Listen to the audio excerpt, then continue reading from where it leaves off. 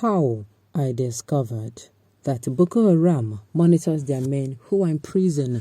Babajide Otitojo. Welcome to the news and thank you for tuning in to listen. Babajide Otitojo has said that some of the terrorists who have attacked prison facilities in Nigeria were previously held in the affected facilities. Speaking on TVC News, the investigative journalist revealed how it discovered that the terrorist group keep tabs on the members detained in prison facilities.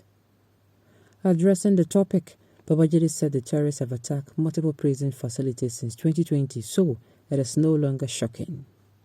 Some of the attackers were held in those prisons before, and they have information they require. The loose system of our prisons allowed them to communicate with each other. Do you know how I discovered that Boko Haram monitors its people in detention? He continued, there was a time when we wanted to do a prisoner swap with them, and the terrorists mentioned their members that they wanted freed. They also mentioned the prisons where the affected members were held. How could they have known that if they were not communicating regularly with those people? They must have been in communication with the people before the attack on Kuje prison. Of course, that is the truth and nothing but the truth. They know where these people are kept. They know what to do to get there. They even know how many minutes it will take them if care is not taken to even break in. Well, this is actually not far from the truth, like I said.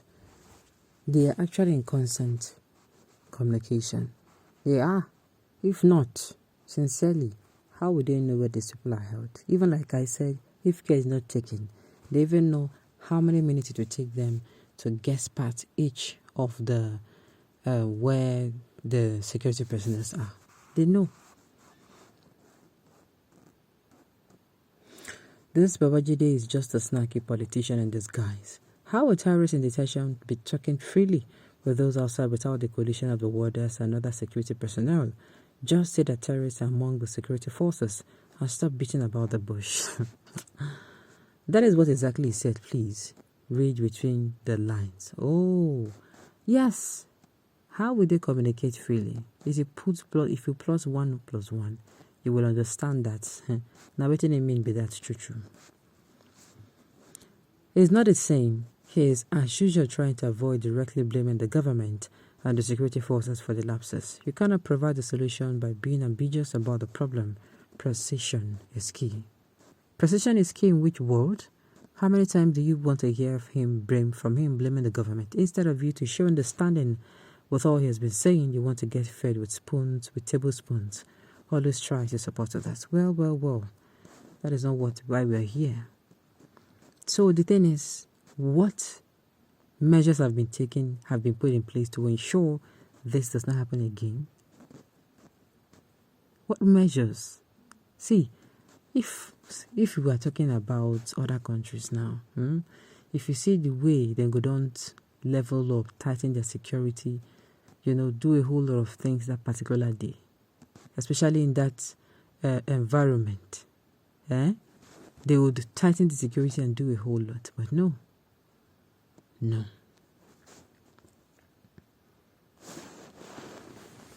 He's right, sir. Impossible. Nigeria is too porous. Unbelievable things happen in this country called Nigeria. That is just the truth. Please get a PVC and go and vote. Stay at the polling station till all processes are completed before you leave for home. Do not sell your vote. It is a cost. We will not mortgage a future because of money. Nigeria shall be free from bad governance and directionless leaders everywhere in this country. Don't sell a vote because he said don't sell your vote because he's aware that Tinubu is readily available to buy at any cost possibly in dollars. Hope they will not come and kill us at the polling unit. We just hope that this election is going to be free, fair, and bloodless. What if the prison security has been infiltrated by the terrorists like in other security outfits? Well, your guess is as good as mine. As everything will happen notoriously. Even the military is in full communication with the Boko Haram because we are seeing it now with bandits and where army officials communicate with bandit commanders. Wahala. The corruption in the system is all round. Even the warder will collect money for information. They might not be their member. I tell you. When I say Boko Haram is a serious business, some of you will think that I'm joking, but it is true. With the recent jailbreak, let me ask, how many heads have ruled if this government is serious? I am telling you, in a government where they have serious people, they have people, sincerely, the people that committed this particular one, or those that were left behind, they're not going to leave them.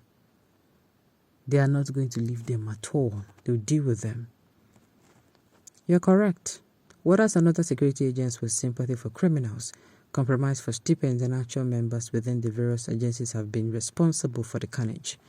Top government officials are corporate, wholly government actions, making it difficult for the government. Corruption is really killing the country. You cannot tell anybody that no inside informant as well as collusion within the top echelon of the prison workers. My dear, now so you don't build. It was even unreasonable and security naive to have kept all the alleged terrorists in one single prison facility with a weak prison system where prisoners smuggled phones and make calls with conval with the prison officials. Like I said, to get country where this thing will happen, the people involved, they are going to, those who are actually responsible for that particular period or more, they're going to deal with them so much.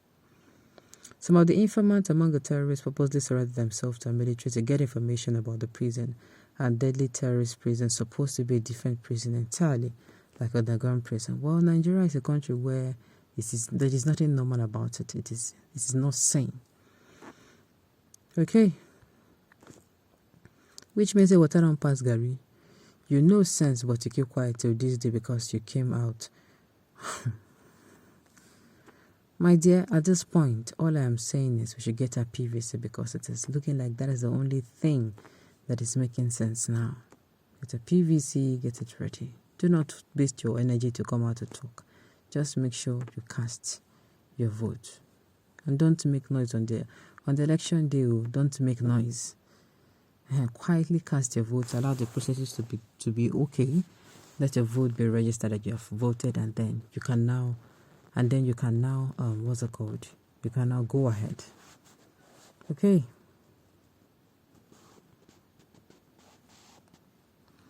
Well, at the end of the day, I've said it before, let us make sure we do this.